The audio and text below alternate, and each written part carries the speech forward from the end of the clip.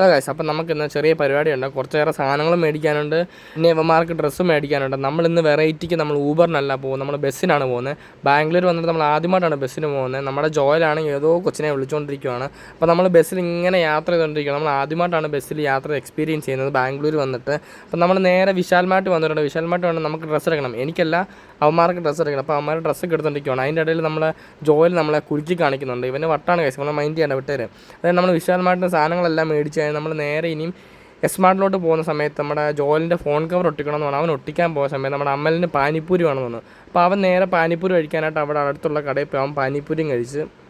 High guys, അത് കഴിഞ്ഞ് നമ്മൾ മെയിനായിട്ട് സത്യം പറഞ്ഞാൽ വന്നത് നമുക്ക് ക്രിസ്മസ് പ്രോഗ്രാമിന് സാധനങ്ങൾ മേടിക്കാനാണ് വന്നത്. അപ്പോൾ നമ്മൾ പിന്നെ നേരെ ഒന്നും നോക്കിയില്ല, നേരെ ക്രിസ്മസ് പ്രോഗ്രാമിന് സാധനങ്ങൾ മേടിക്കാനായിട്ട് അടുത്തുള്ള കടയിൽ വന്നു.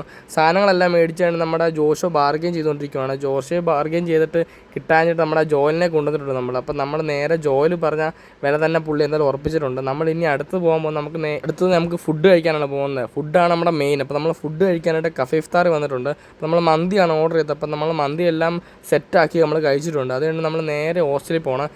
6 പേരുടെ വണ്ടിയാണ്, നമ്മൾ 7 പേര് അതിനകത്ത് കയറി. എന്തായാലും കുഴപ്പമില്ല, ഓക്കെ സെറ്റ്. അപ്പോൾ ഇന്ന് ഇത്രയേ ഉള്ളൂ ഗായ്സ്. അപ്പം ഓക്കെ, ബൈ ഗായ്സ്.